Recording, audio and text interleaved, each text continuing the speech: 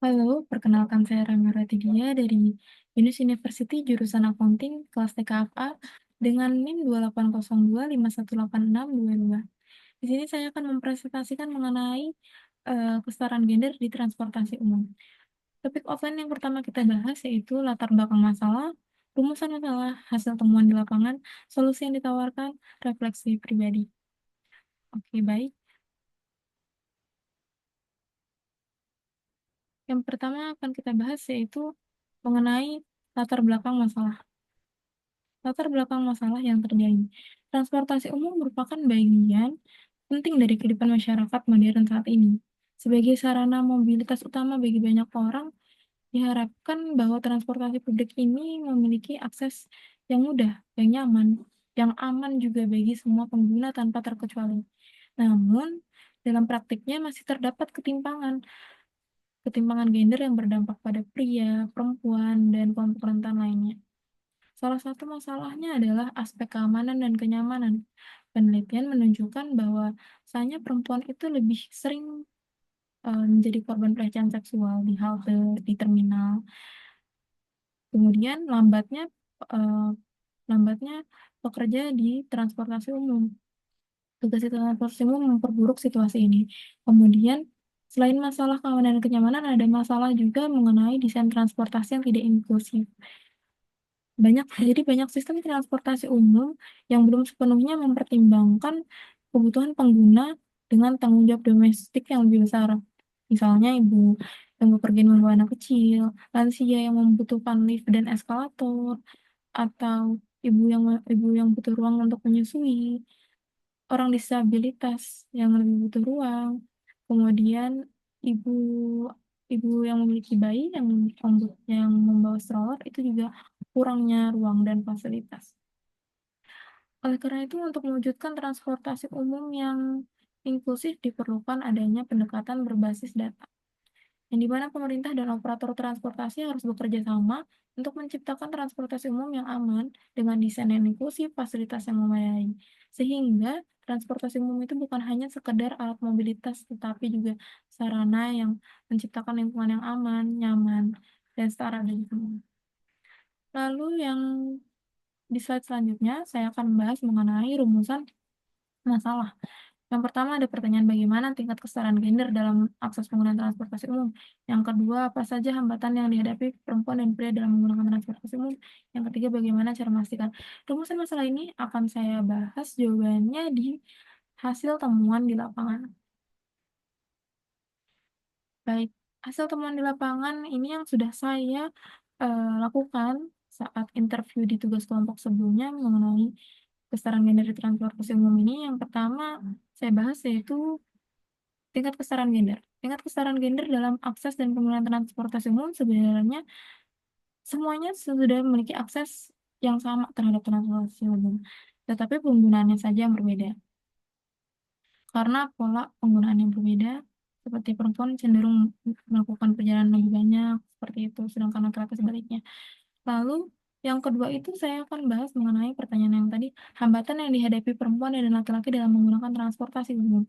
Hambatan yang dihadapi perempuan itu yang pertama, paling sering terjadi adalah kurangnya keamanan. Kurangnya keamanan seperti tindakan kriminal, pelecehan seksual. Lalu yang poin paling penting adalah fasilitas yang tidak ramah gender.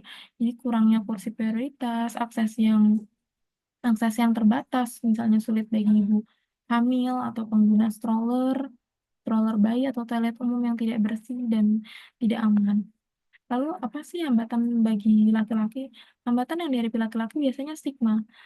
Stigma beberapa laki-laki itu merasa gerbong khusus perempuan itu mengurangi mengurangi kapasitas kapasitas transportasi umum. Kemudian kurangnya perhatian terhadap laki-laki yang kadang membuat para laki-laki cemburu, yaitu laki-laki juga pernah menjadi korban pencurian ataupun tindakan kriminal lainnya, tapi masih kurang mendapatkan perlindungan perlindungan khusus dibandingkan perempuan.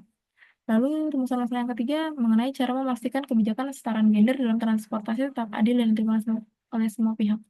Yaitu yang pertama, melakukan evaluasi berkala. Melakukan evaluasi berkala, setelah itu Memastikan kebijakannya itu tidak hanya berfokus pada perempuan, tapi juga laki-laki. Misalnya selain menyediakan gerbang perempuan, juga menambahkan keamanan seperti CCTV. Jadi, semuanya merasa setara tanpa adanya ketimpangan dan kecemburuan sosial. Lalu, kita juga penting nih untuk melakukan edukasi. Edukasinya misalnya seperti apa? Misalnya, membuat poster di area-area transportasi umum, gitu. Terus mempromosikan nih kita budaya budaya untuk saling menghormati di ruang publik. Mempromosikannya lewat apa? Sekarang banyak pengguna TikTok, kita bisa mempromosikan lewat menggunakan video short yang kita upload di TikTok. Nah, lalu di slide selanjutnya saya akan membahas solusi yang ditawarkan. Solusi yang ditawarkan itu jelas yang pertama adalah menambah dan memperbaiki kursi prioritas. Karena kursi prioritas ini masih sangat terbatas. Dan kita juga harus, jika melihat orang yang lebih tua, kita juga harus memberikan kursi tersebut ke orang yang lebih tua, dan juga tidak melupakan laki-laki. Laki-laki terkadang ada yang sedang mengalami kecelakaan, entah misalnya yang saya sebutkan misalnya kakinya sedang sedang tidak baik-baik saja, itu kita juga bisa memberikan kursi kepada eh, pihak laki-laki tersebut. Yang penting di sini itu kita bisa saling menghormati dan mempunyai rasa empati. Jadi kesetaraan gender di transportasi umum ini bisa menjadi lebih baik. Lalu solusi yang ditawarkan kedua itu melibatkan petugas transportasi umum dengan mengarahkan pengguna pengguna disabilitas atau prioritas. Baik, terkadang ada kelompok rentan yang kesulitan untuk melibatkan petugas keamanan, petugas transportasi.